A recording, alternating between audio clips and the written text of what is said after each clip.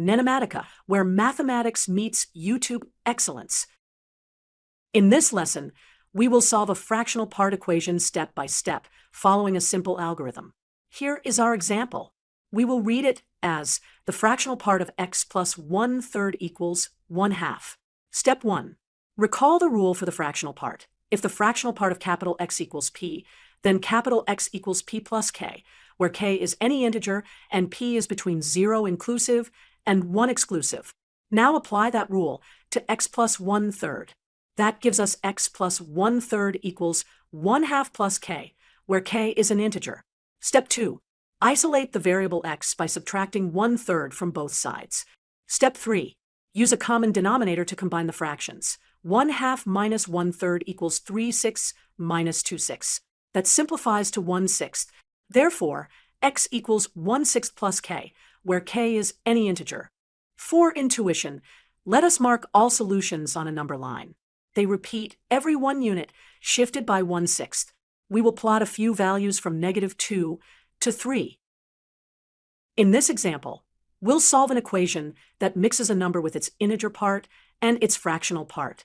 Example: solve the equation x plus floor of x plus fractional part of x equals 3 and 1/7, following the algorithm step by step. Step 1.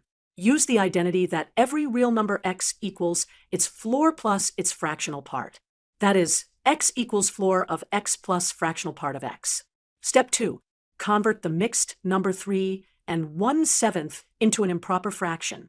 3 and 1/7 equals 3 times 7 plus 1 over 7, which is 22 over 7. Step 3. Substitute the identity x plus fractional part of x equals x into the equation. Start x plus floor of x plus fractional part of x equals 22 over 7. Replace floor of x plus fractional part of x with x. Then we have x plus x equals 22 over 7. So 2x equals 22 over 7. Step 4. Solve for x. Divide both sides by 2x equals 22 over 7 divided by 2. That simplifies to x equals 11 over 7. Therefore, the solution set D equals left brace 11 over 7 right brace. In this example, we will solve the equation fractional part of x minus bracket x plus x equals 0. We'll follow a clear 5-step algorithm: definition, substitution, simplification, solving, and conclusion. Step 1. Definition of the fractional part. Any real x can be written as the sum of its integer part and its fractional part. So bracket x plus brace x equals x. Rearranging gives the fractional part of x equals x minus bracket x. Step 2. Substitution. Substitute brace x equals x minus bracket x into the original equation. Step 3. Simplify the equation. Combine like terms to get 2x minus 2 times bracket x equals 0. Step 4. Solve for x. Add 2 times bracket x to both sides to get 2x equals 2 times bracket x. Divide both sides by 2x equals bracket x. Step 5. Final result. The equation x equals bracket x holds if and only if x has no fractional part, so x is an integer. In this example, we will solve the equation bracket x times curly x equals 1. We'll proceed step by step, turning the words into clear pictures and equations on the screen. Step 1. Define the integer part. Let bracket x equal n, where n is an integer. Substituting this into the original equation gives n times the fractional part of x equals 1. This is our starting relationship between n and the fractional part. Quick challenge. Can you predict the next step?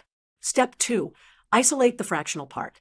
From n times curly x equals 1, divide both sides by n, assuming n is not 0. That gives curly x equals 1 over n. Important, since curly x exists, n cannot be 0. Step 3. Combine to find x. Any real number x can be written as its integer part plus its fractional part. So x equals bracket x plus curly x, which here becomes x equals n plus 1 over n, with n an integer. Step 4. Apply constraints. The fractional part of x must lie between 0 and 1, including 0 and excluding 1.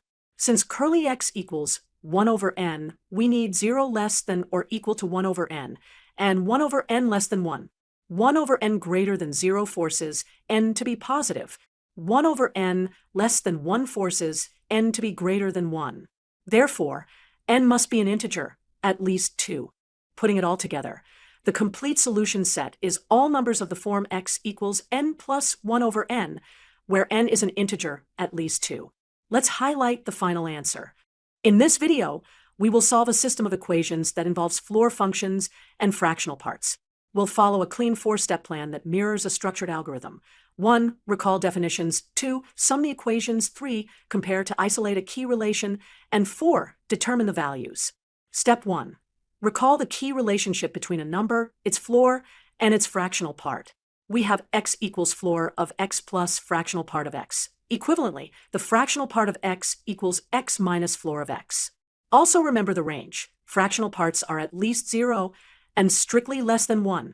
Step 2. Sum all 3 equations. Add the left sides and the right sides.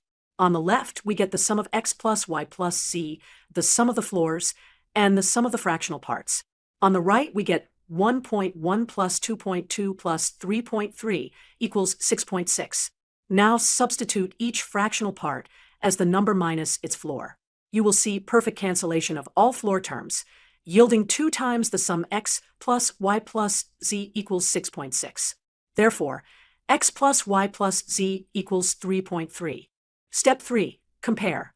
Add the first 2 original equations. That gives x plus y plus floor of y plus floor of z plus fractional part of z plus fractional part of x equals 3.3. Now place this next to x plus y plus z equals 3.3 and subtract. The z terms combine so that all z contributions cancel, leaving floor of y plus fractional part of x equals 0. Step 4. Determine the values. Because a floor value is an integer and a fractional part is between 0 inclusive and 1 exclusive, the only way floor of y plus fractional part of x equals 0 is when fractional part of x equals 0 and floor of y equals 0. That means x is an integer and y is between 0 and 1. Now plug into the first equation. With floor of y equal to 0, it becomes x plus fractional part of z equals 1.1. Since x is an integer, and the fractional part of z is at least 0 and less than 1, we must have x equal 1 and fractional part of z equal 0.1. Next, plug into the second equation. With fractional part of x equals 0, it becomes y plus floor of z equals 2.2. Since y is between 0 and 1, floor of z must be 2, and y equals 0.2. Finally, use the third equation. Z plus floor of x plus fractional part of y equals 3.3. Floor of x is 1 and fractional part of y is 0.2. So z plus 1.2 equals 3.3, giving z equals 2.1. Therefore, x equals 1, y equals 0.2, and z equals 2.1. Quick recap. We use the identity x equals floor of x plus fractional part of x to simplify the grand sum, then compared partial sums to isolate floor of y plus fractional part of x equals 0, and finally applied constraints to solve x equals 1, y equals 0.2, z equals 2.1. As a check, plug these into each original equation to confirm 1.1, 2.2, and 3.3. Example: we will solve a system that uses fractional parts of numbers. Our goal is to find the fractional part of x and the fractional part of y, then write the general solutions for x and y. First, a quick reminder. The fractional part of a real number x, denoted the fractional part of x, is the decimal part. It is always between 0 inclusive and 1 exclusive. Let's visualize that on the unit interval from 0 to 1. Here is the system we need to solve. 2 times the fractional part of x minus 3 times the fractional part of y equals 1. 2 times the fractional part of x plus 4 times the fractional part of y equals 2. We will solve this system using the elimination method. To eliminate the fractional part of x, subtract the second equation from the first equation. That gives us 2 fractional part of x minus 2 fractional part of x is 0, and negative 3 fractional part of y minus 4 fractional part of y is negative 7 fractional part of y. On the right side, 1 minus 2 is negative 1.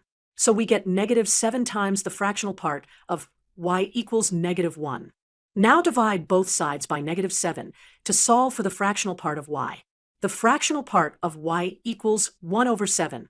Next, substitute the fractional part of y equals 1/7 back into the first equation. 2 times the fractional part of x minus 3 times 1/7 equals 1. So 2 times the fractional part of x equals 1 plus 3/7, which is 10/7. Therefore, the fractional part of x is 5/7. Let's mark these fractional parts on the unit interval to build intuition. We will mark 1/7 in blue and 5/7 in green. Finally, write the general solutions. Any real number equals its integer part plus its fractional part. So x equals 5/7 plus k, where k is any integer, and y equals 1/7 plus n, where n is any integer. Summary: we eliminated to find the fractional part of y equals 1/7, then substituted to get the fractional part of x equals 5/7. Because fractional parts lie between 0 inclusive and 1 exclusive, the general solutions are x equals 5/7 plus any integer, and y equals 1/7 plus any integer. In this lesson, we will solve a beautiful problem about integer parts and fractional parts. We will prove 2 facts. Part A: if the integer parts are equal, then the distance between x and y is less than 1. Part B: if the fractional parts are equal, then x minus y is an integer. First, recall the key decomposition of any real number. Every x can be written as the sum of its integer part, read as floor of x, and its fractional part. We write x equals floor x plus fractional part of x. Let's visualize that as a bar split into 2 parts. Part A: suppose the integer parts are equal. Floor x equals floor y. Subtract both sides. We get floor x minus floor y equals 0. Replace floor x with x minus fractional part of x, and floor y with y minus fractional part of y. Rearranging gives x minus y equals fractional x minus fractional y. Since each fractional part lies between 0 and 1, the absolute difference is strictly less than 1. Therefore, the distance between x and y is less than 1. Here's the intuition on a number line. If the floors are equal, both x and y lie in the same unit interval from n to n plus 1.